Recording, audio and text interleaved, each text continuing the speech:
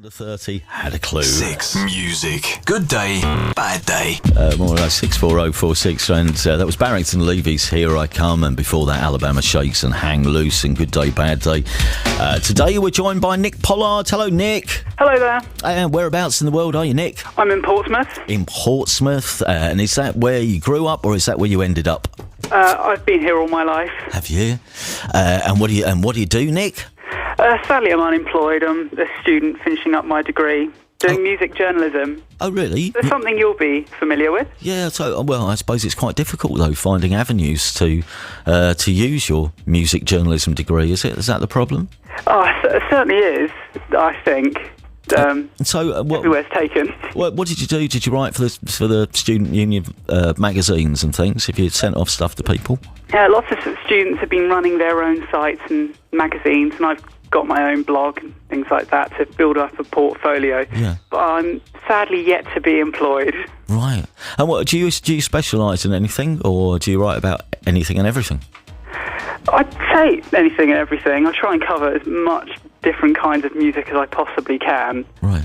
But how good at that I am, I'm not entirely sure. You need an angle. That's what you need. That's what I was always told. When I used to phone up, and obviously there was a choice, when I was first trying to break into music journalism, and nationally, there was a choice of 3 music papers, and I used to phone up occasionally the reviews editors, or at least, write them a letter, and a couple of them were kind enough to write back, and they always said, you've got to find yourself some sort of angle. I had no idea what they meant, really, but just carried on trying to, find something, which I tried to find something that no one else was writing about, but these days, I suppose there's a site for everything, virtually. Yeah, it's really, really difficult. Well, that could be a good thing, so many places to choose from, but you can't really have your own. Well, listen, we wish you luck in your endeavours. Well, that also, of course, means that we should have an impeccable CV before us. I've no idea what's on this, but talk us through your musical upbringing. What was the first single you ever bought, Nick? My first single was No Good For Me by Oxide Neutrino, and reflecting on that, I didn't even like it then. What happened was I bought it by mistake. They were on an episode of Top of the Pops, right, along with something else that I really liked, and I wanted that single. Right. But I forgot who it was, but remembered Oxide Neutrino's name, and was very disappointed when I got home. But I remember pretending to like it for my parents, just to show that I hadn't wasted that £4 I'd accumulated. But it's a good song, I like this one. Well, inside you're just thinking, massive fail. Yeah, absolutely. First album you ever bought then? You can't have got this wrong. This was Hybrid Theory by Linkin Park. I got this without knowing anything about them. They were constantly recommended by friends at school, and I didn't know anything about them. And just to stay cool, I had a hoodie that had the album cover on it that was very overpriced. Right. And it was only after that I got the album, and it's just as well that I really liked it. Well, I was going to say, you hadn't really quite got the hang of record buying at this stage, had you? No, I was only 10 at the time. So.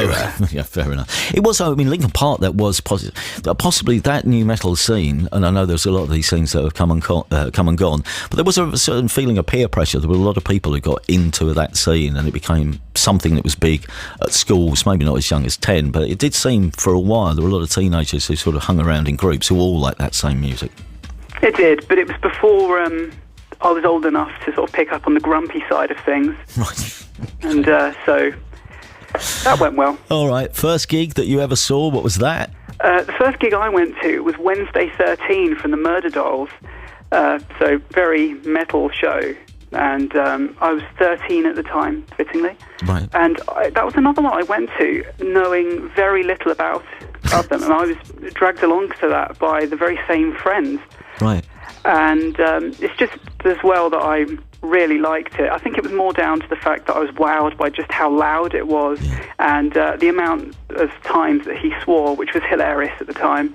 I think the volume of a first gig is very, it does affect how you look back on it, certainly. Because your ears ring, don't they? It's the first time you've seen a gig, so your ears always ring after that first gig. Yeah, it was a really memorable one. I remember... Obviously, I don't do it now because I'm not really, really irritating, and I'm 6 feet tall, and nobody wants to be kicked in the head. But I crowd surfed there, and it was a success, surprisingly. Well, you've got no fear, though. That's the other thing, isn't it? Yeah, no, you're not entirely sure what to expect. Yeah. The two fans of the man thought that there's a little guy over there. Let's see if we can throw him, and they did. Oh, cool. What about your best gig? Now, this must have been something that you chose to go to, surely. Yes, it was. You'd I heard saw of the band Muse and at everything? Wembley Stadium back in 2007. Right. That was my 17th birthday.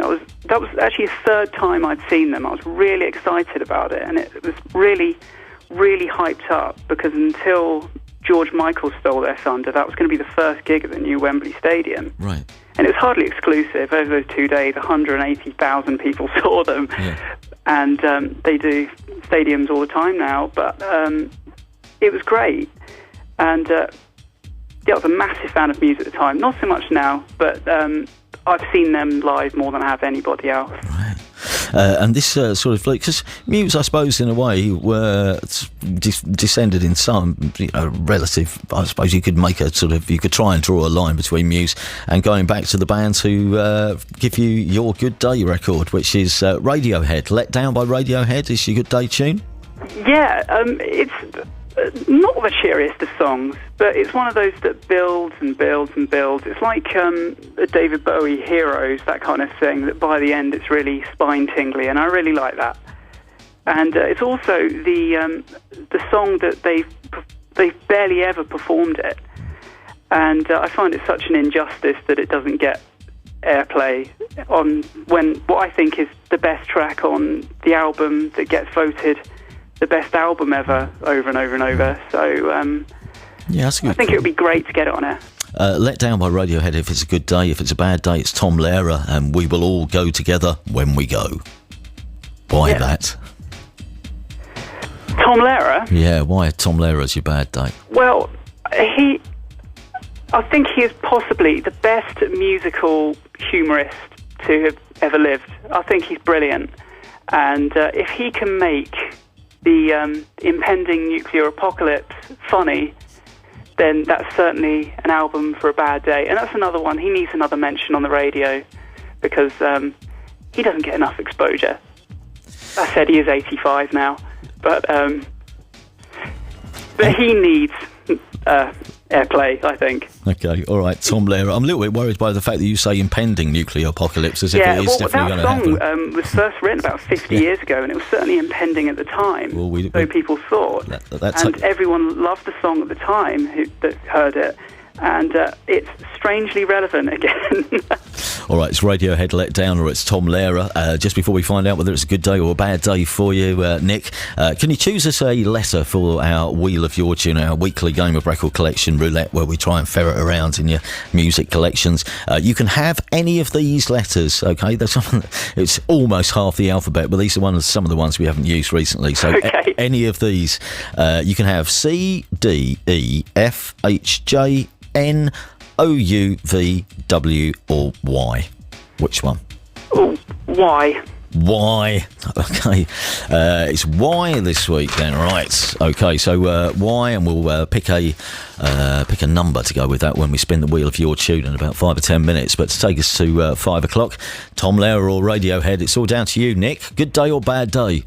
It's a good one. It's Radiohead, methinks. Okay, you sound very convinced.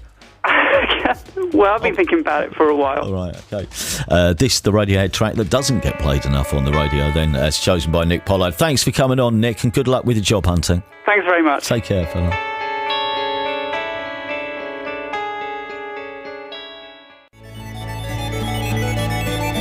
So for our good day, bad day guest today, for Nick Pollard down on the south coast. Thank you, Nick, for joining us today. Nick's Good Day record from Radiohead, that's Let Down. 6. This is BBC Radio 6 Music.